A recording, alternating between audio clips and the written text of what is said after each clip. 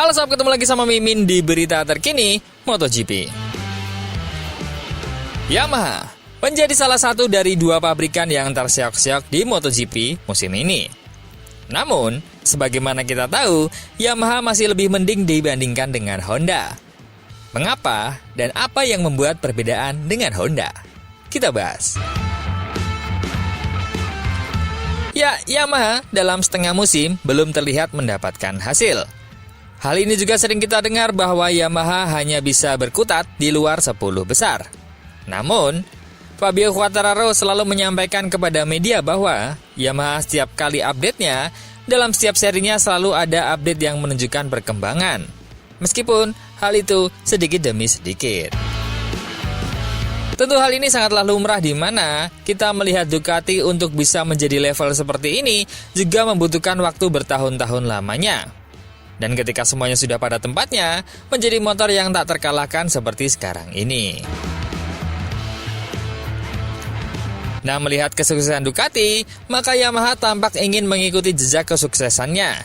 Namun, bukan dengan cara mengikuti bagaimana teknologi dan pembaruan itu terjadi, tapi dengan cara membajak pentolan-pentolan Ducati yang bisa dibilang salah satunya adalah orang nomor 2 di Ducati. Untuk bisa di level ini, tentu Yamaha harus merubah mindset yang sangat jauh berbeda dengan apa yang biasanya. Karena Yamaha bertahun-tahun menjadi motor pemenang, atau setidaknya tak jauh-jauh dari 5 besar dalam setiap musimnya.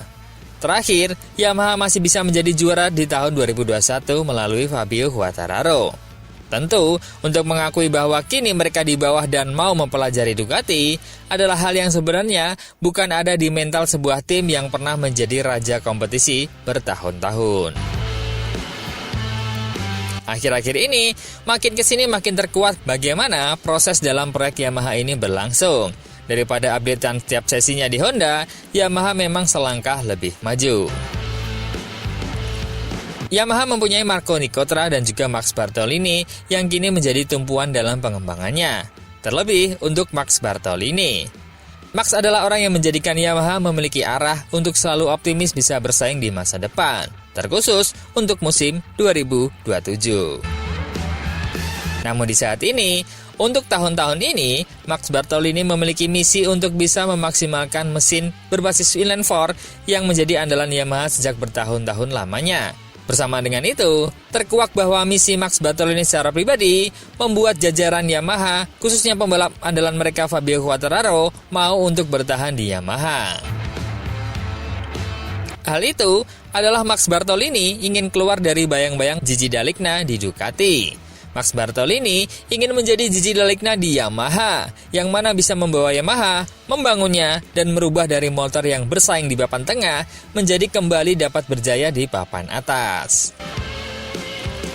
Tentunya bukan pekerjaan yang mudah, namun hal itu mulai terlihat optimisnya ketika Yamaha sedikit demi sedikit menunjukkan kemajuan di berbagai sektor. Hal itu pun juga dibantu dengan Dallara, sang pengembang aero, untuk bisa menemukan aero yang tepat untuk Yamaha dengan karakternya yang seperti diinginkan para pembalapnya. Apa hal terdekat yang ingin dicapai Yamaha? Simple. Quartararo mengatakan bahwa hal terdekat yang ingin dicapai adalah lolos ke Q2. Dia melanjutkan dengan merinci. Mentalitas saya sekarang adalah melihat apakah kami bisa melaju ke Q2. Padahal sebelumnya, hal ini tidak diragukan lagi, karena sangat aneh berada di Q1. Sekarang, semuanya berubah dan Anda harus membiasakannya. Karena jika Anda marah, Anda tidak bisa bekerja dengan baik. Anda harus memiliki pikiran yang tenang dan berkata, kami buruk di sini, dan kami harus memberikan yang terbaik. Mentalitasnya adalah menyelesaikan balapan dengan mengetahui bahwa saya telah memberikan 100% kemampuan saya dan bahagia dengan apa yang kami bisa berikan. Meskipun itu hanya membantu kami berada di posisi ke-9 dan tidak banyak tertinggal seperti di Barcelona. Itu adalah balapan yang sangat bagus bagi saya di sana, tetapi hasilnya buruk, kata Fabio Quartararo sambil tertawa.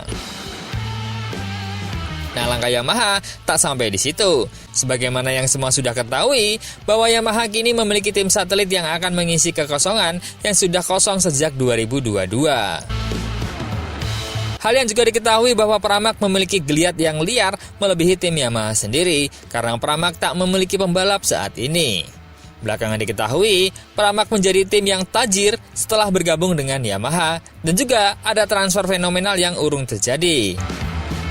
Ternyata, Paolo Campinotti sebelumnya telah mencoba menebus Enea Bastianini untuk menjadi sekuat dari Pramac. Betapa percaya dirinya tim kedua Yamaha ini untuk bisa mendatangkan pembalap-pembalap muda berbakat, yang tadinya menjadi andalan Ducati untuk bisa jadi bagian dari skuad di timnya. Namun hal itu urung terjadi karena Enea hanya mampu bergabung dengan Yamaha apabila menjadi pembalap kedua berdampingan dengan Fabio Quartararo atau di tim resmi. Sebenarnya, melihat kondisi itu, mengapa Yamaha tidak mencoba menggantikan Rins dengan Enea yang masih fresh dan dari Ducati untuk bisa menjadi bagian dari pengembangan Yamaha? Tentu hal itu akan menjadi amunisi tambahan Max Bartolini untuk mempercepat tercapainya kembalinya kejayaan Yamaha. Tapi memang, semua kembali ada di tangan Yamaha. Niatan Pramac ini pun tak main-main, karena Pramac mencoba menggaetnya setelah Enea diumumkan bergabung dengan KTM.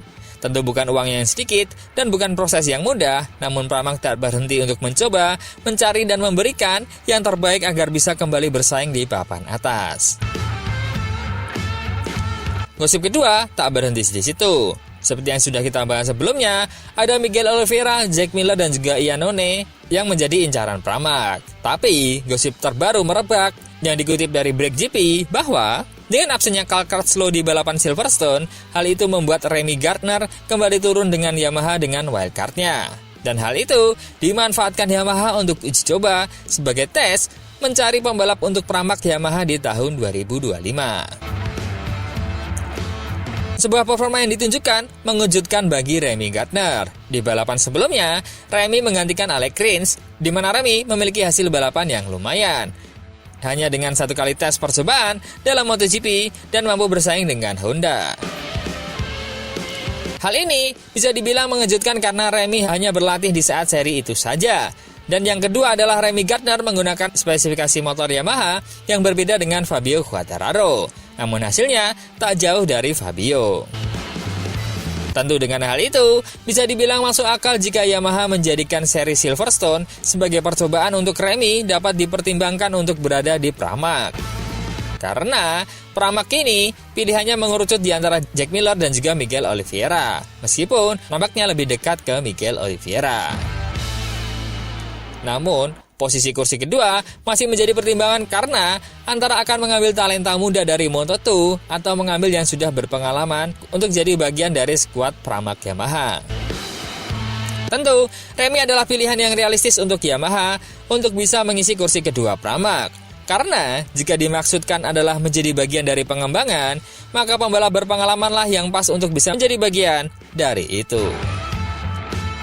So, sejauh mana Yamaha bisa menggebrak di musim 2025? Bisakah bersaing dengan Eropa? Dan perlukah menurunkan mesin V4 untuk musim depan?